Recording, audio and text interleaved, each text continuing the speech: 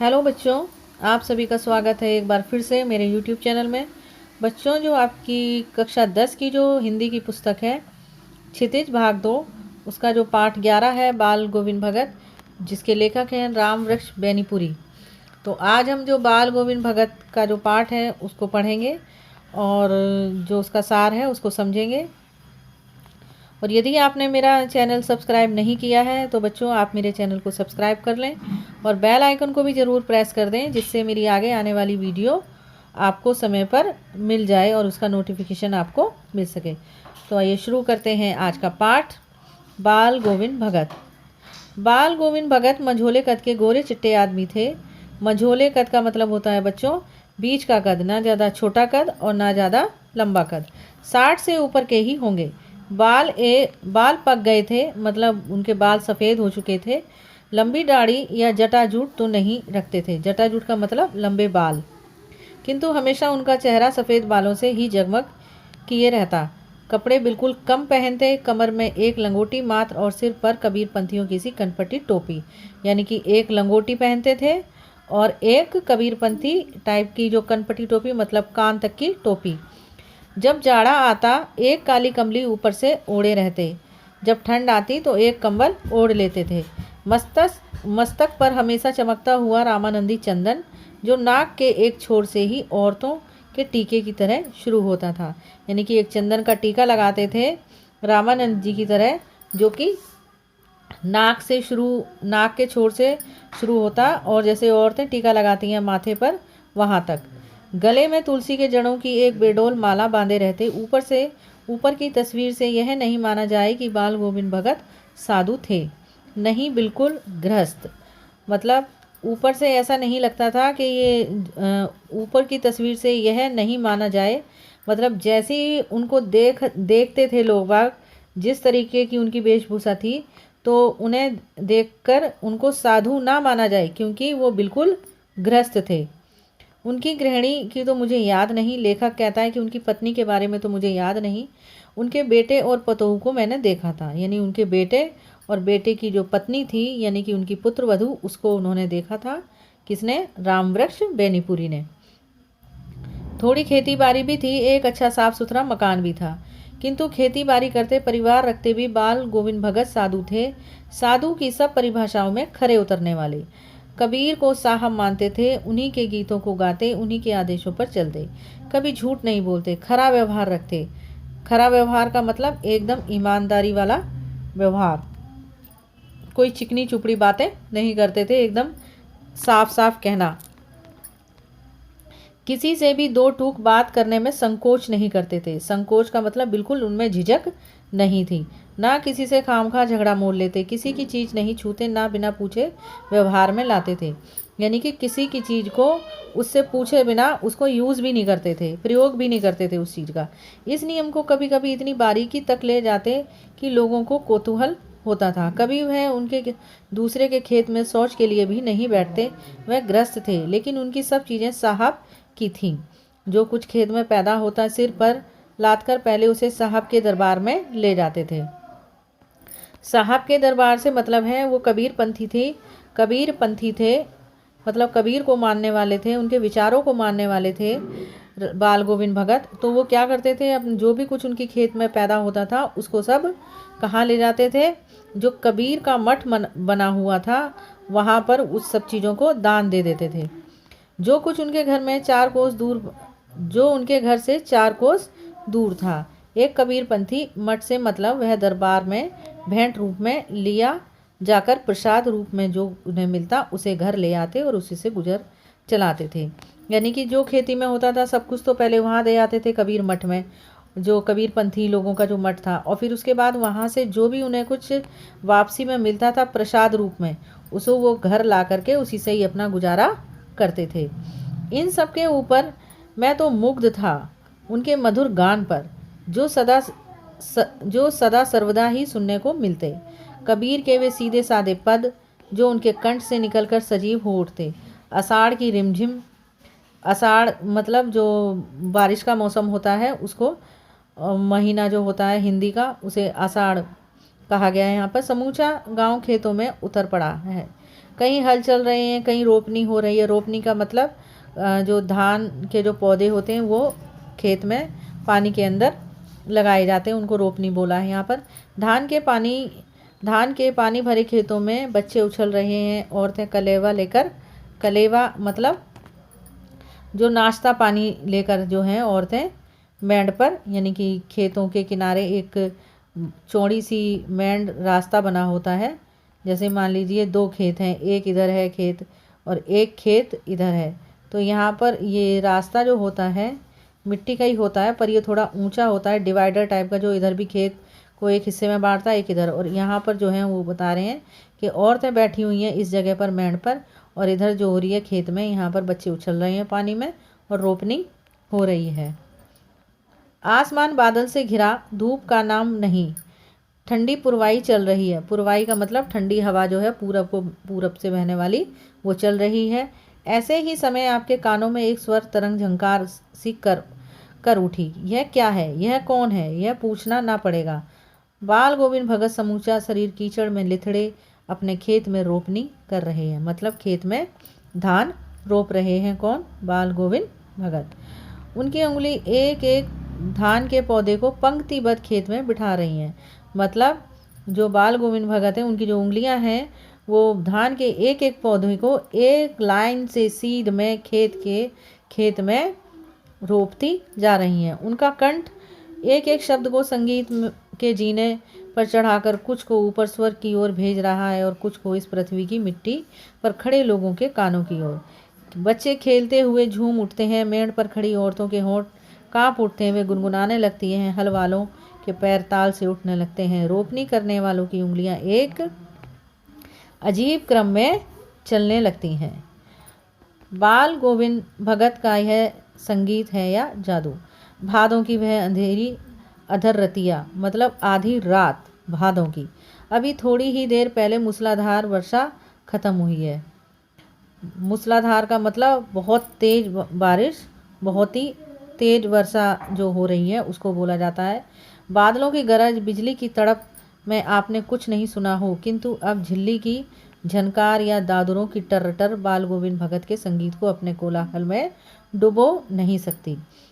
झिल्ली की झनकार यानी कि जो झींगर रात को बोलते हैं वो, और दादुरों यानी कि मेढक को बोला जाता है दादुर, कि टर बाल गोविंद भगत के संगीत को अपने कोलाहल में डुबो नहीं सकती। उनकी खंजड़ी डिमक डिमक बज रही है और वे गा रहे हैं। खंजड़ी बच्चों एक ढपली के आकार की होती है और वो बजा रहे हैं। मतलब ढपली से आकार की तो होती है लेकिन साइड में थोड़ी छोटी होती है, जिसको खंजड़ी बोलते हैं, एक वाद्य यंत्र होता है ये। गोदी में पियवा चमक उठे सखिया चिहू उठे ना, हाँ पिया तो गोद में ही है किंतु वह समझती है वह अकेली है।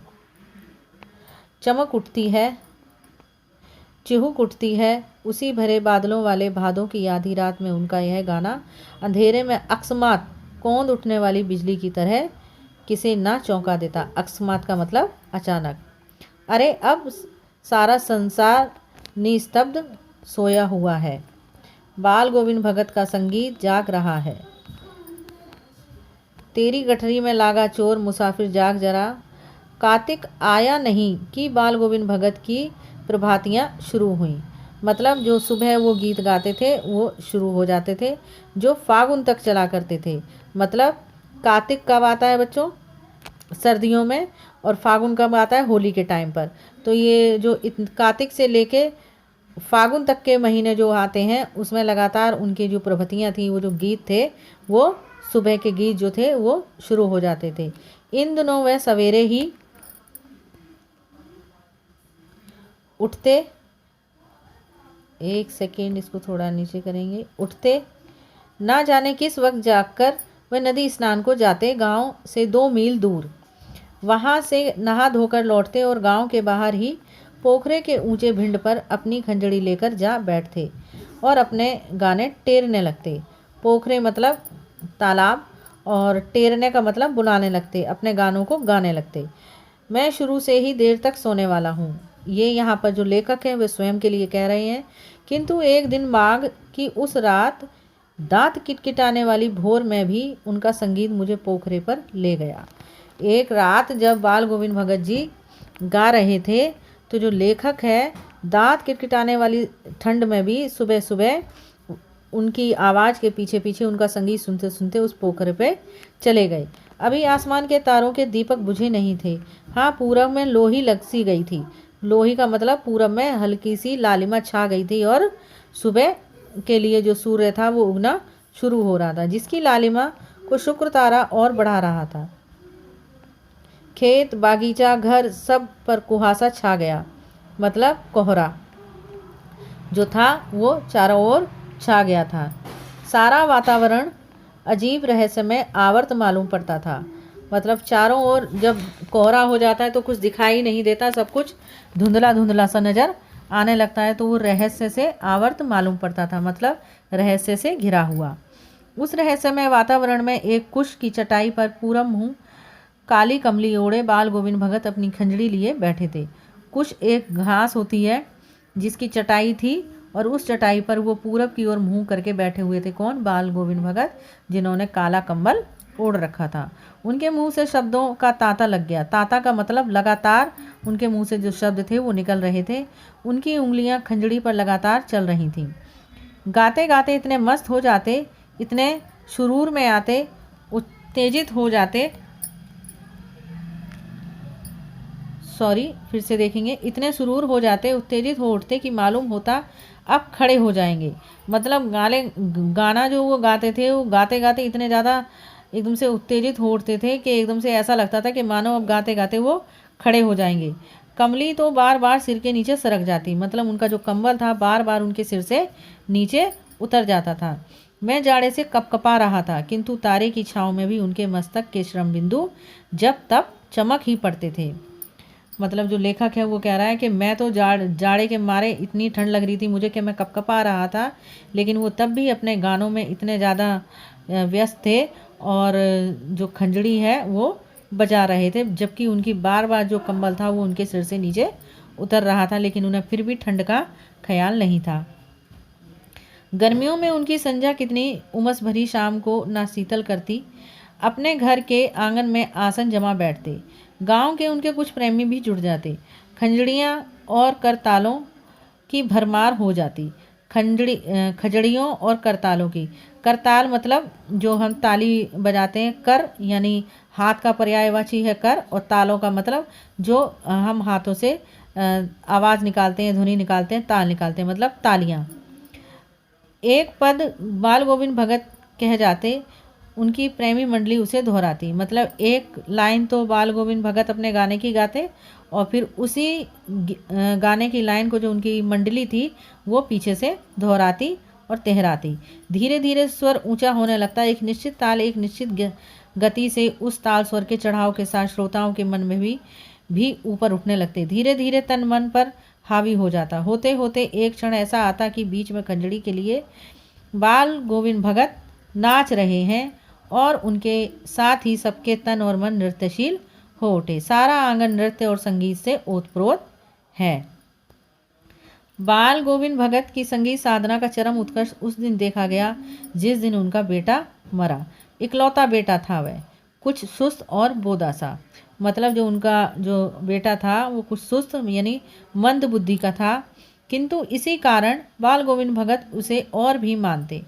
उनकी समझ से ऐसे आदमियों पर ज़्यादा ही नज़र रखनी चाहिए या प्यार करना चाहिए, क्योंकि ये निगरानी और मोहब्बत के ज़्यादा हकदार होते हैं।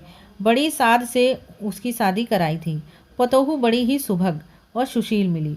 मतलब जो उनकी बहू थी वो बहुत ही सुशील थी। घर की पूरी प्रबंधिका बनकर भगत को बहुत कुछ दुनियादारी से निवृत्त कर दिया। मतलब उसने घर को बहुत अच्छे से संभाल लिया था और जो भगत जी थे उनको घर की मतलब कोई भी चिंता नहीं रहती थी। घर की जो भी सारी जिम्मेदारियां थी वो पतोहू ने बहुत अच्छे से संभाल ली थी और बाल गोविंद भगत को बिल्कुल उनसे छुटकारा दिला दिया था। किससे? घर की जिम्मेदारियों से। किसने? बाल गोविंद भगत के बेटे की बहू ने। उनका बीमार बेटा है, इसकी खबर रखने की लोगों को कहाँ फुर्सत। किंतु मौत तो अपनी ओर सबका ध्यान खींचकर ही रहती है। हमने सुना बाल गोविंद भगत का बेटा मर गया। कौतूहलवश उनके घर गए। देखकर दंग रह गए। कौन? ये लेखक स्वयं के लिए कह रहे हैं। बेटे को आंगन में एक चटाई पर लिटाकर एक सफ़ेद कपड़े से ढक रखा है। वह कुछ पल तो हमेशा ही रोपते रहते। कुछ फूल तो हमेशा ही रोपते रहते थे। मतलब वो अपने आंगन में हमेशा कुछ फूल के पौधे जो है हमेशा लगाए रहते थे। उन फूलों में से कुछ तोड़कर उस पर बिखरा दिए।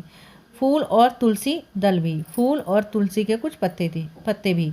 सिरहा ने एक चिराग जला दिया और उसके सामने जमीन पर ही आसन जमाए गीत गाए चले जा रहे हैं। वही पुराना शोर, वही पुरानी तल्लीनता। घर में पतोहू रो रही है जिसे गांव की स्त्रियां चुप कराने की कोशिश कर रही हैं, किंतु बाल गोविंद भगत गाए जा रहे हैं। हाँ, गाते गाते कभी कभी पतोहू के नज़दीक भी जाते हैं और उसे रोने के बदले उत्सव मनाने को कहते हैं। आत्मा परमात्मा के पास चली गई। विरहनी अपने प्रेमी से जा मिली। मतलब विरहनी बोलते हैं प्रेमिका को, और प्रेमिका जो बिछड़ गई थी अपने प्रेमी से वो अब मिल गई है। अर्थात जो आत्मा परमात्मा से अलग थी, अब उनका बेटा जो मर गया है तो उसकी जो आत्मा है वो परमात्मा के पास चली गई है। भला इससे बढ़कर आनंद की कौन सी बात है? मैं कभी कभी सोचता यह पागल तो नहीं हो गए, किंतु नहीं, वह जो कुछ कह रहे थे उसमें उनका विश्वास बोल रहा था। वह चरम विश्वास जो हमेशा ही मृत्यु पर विजयी होता आया है। बेटी के क्रियाक्रम में तूल नहीं किया, पुतोहू से ही आग दिलाई उसकी। किंतु ज्यों ही श्राद्ध की अवधि पूरी हो गई, श्राद्ध की अवधि का मतलब है कि पूरे साल में कुछ एक माह श्राद्ध का आता है, जिसमें हम अपने जो बुजुर्ग मतलब जो हमारे पुरखे होते हैं जिनकी मृत्यु हो जाती है उनको हम याद करते हैं और उनकी पूजा वगैरह करते हैं और उनके लिए दान वगैरह देते हैं। तो उस महीने को श्राद्ध बोलते हैं। तो उसकी जब अवधि पूरी हुई तो पोतोहू के भाई को बुलाकर उसके साथ कर दिया। मतलब पोतोहू को अपनी बहू को उसके भाई के साथ भेज दिया, यह आदेश देते हुए कि इसकी दूसरी शादी करा देना। इधर पोतोहू रो रो कर कहती, मैं चली जाऊंगी तो बुढ़ापे में कौन आपके लिए भोजन बनाएगा? बीमार पड़े तो कौन एक चुल्लू भर भी पानी देगा? मैं पैर पड़ती हूँ, मुझे अपने चरणों से अलग नहीं कीजिए। लेकिन भगत का निर्णय अटल था। तू जा, नहीं तो मैं इस घर को छोड़कर चल दूंगा। यह थी उनकी आखिरी दलील, और इस दलील के आगे बेचारी की क्या चलती। अर्थात पुतोहू ने रो रो कर अपने जो ससुर हैं, जो बाल गोविंद भगत हैं, उनसे कहा कि उसे ना भेजें उसके भाई के साथ, क्योंकि वह बुढ़ापे में उनकी सेवा करना चाहती है। लेकिन फिर भी बाल गोविंद भगत ने उसको उसके भाई के साथ भेज दिया। बाल गोविंद भगत की मौत उन्हीं के अनुरूप हुई। वह हर वर्ष गंगा स्नान करने जाते। स्नान पर उतनी आस्था नहीं रखते जितना संत समागम और लोक दर्शन पर। पैदल ही जाते। करीब 30 कोस पर गंगा थी। साधु को संबल लेने का क्या हक, और गृहस्थ किसी से भिक्षा क्यों मांगे? अथा घर में से खाकर चलते तो फिर घर पर ही आकर लौटकर खाते। जो बाल गोविंद भगत थे वो गंगा स्नान के लिए प्रतिवर्ष जाते थे, तो उस वर्ष भी गए गंगा स्नान के लिए। लेकिन उन्होंने रास्ते में किसी से ना कुछ मांगा और ना किसी से लेकर कुछ खाया। घर से खाकर गए थे और घर पे ही आकर उन्होंने लौटकर खाना खाया। लेकिन और रास्ते भर खंजड़ी बजाते गाते, प्यास लगती तो पानी पी लेते। 4-5 दिन आने जाने में लगते, किंतु इस लंबे उपवास में वही मस्ती। अब बुढ़ापा आ गया था, किंतु टेक वही जवानी वाली। यानी कि जो बाल गोविंद भगत थे जवानी में जिस तरीके से रहते थे उसी तरीके से उन्होंने, अब भी उनका वही व्यवहार था जिस तरीके से। अब बुढ़ापा आ गया था तो शरीर में उतनी ताकत नहीं थी, लेकिन फिर भी वो अपनी जवानी के अनुसार आज भी वही सारे क्रियाकलाप दोहराते चले आ रहे थे। इस बार लौटे तो तबीयत कुछ सुस्त थी। खाने पीने के बाद भी तबीयत नहीं सुधरी। थोड़ा बुखार आने लगा, किंतु नेम व्रत तो छोड़ने वाले नहीं थे। नेम व्रत मतलब जो नियम करते थे और व्रत करते थे, उन्होंने वो नहीं छोड़े। वहीं दोनों जून गीत, स्नान, ध्यान, खेती बाड़ी देखना, मतलब जो भी कार्य उनके दैनिक होते थे उन सभी को कार्यों को वो करते थे। दिन दिन छीजने लगे, मतलब दिन दिन कमज़ोर होने लगे, उनमें कमजोरी आने लगी, क्योंकि अब उनमें बुढ़ापा आ रहा था। और जब से वो गंगा स्नान से वापस लौटे हैं तब से उनकी तबीयत और नाजुक हो चली थी। लोगों ने नहाने धोने से मना किया, आराम करने को कहा, किंतु हंसकर टाल देते। उस दिन भी संध्या में गीत गाए, अर्थात शाम को भी उन्होंने उस दिन गीत गाए, किंतु मालूम होता जैसे तागा टूट गया हो। लेकिन मालूम होता है कि जैसे उनके जो जीवन का धागा जो है, जो सांस का धागा जो है, वो टूट गया, अर्थात उनकी सांस रुक गई। माला एक एक करके दाना बिखरा हुआ, अर्थात उनकी जो श्वास थी वो टूट गई, और जो तागा है, श्वास रूपी जो माला है, जो परमात्मा से, उनके शरीर से जो श्वास जुड़ी हुई थी, उसका एक एक जो मोती था वो बिखर गया। भोर में लोगों ने गीत नहीं सुना, जाकर देखा तो बाल गोविंद भगत नहीं रहे, सिर्फ उनका पंजर पड़ा है, अर्थात बाल गोविंद भगत जो है उनकी मृत्यु हो चुकी थी, और उनके शरीर में अब आत्मा नहीं थी, केवल उनका शरीर जो था मृत शरीर, पंजर मतलब मृत शरीर उनका पड़ा हुआ था उनके घर में। तो बच्चों, ये था आपका पाठ बाल गोविंद भगत। आशा करती हूँ आपको बहुत अच्छे से समझ में आया होगा।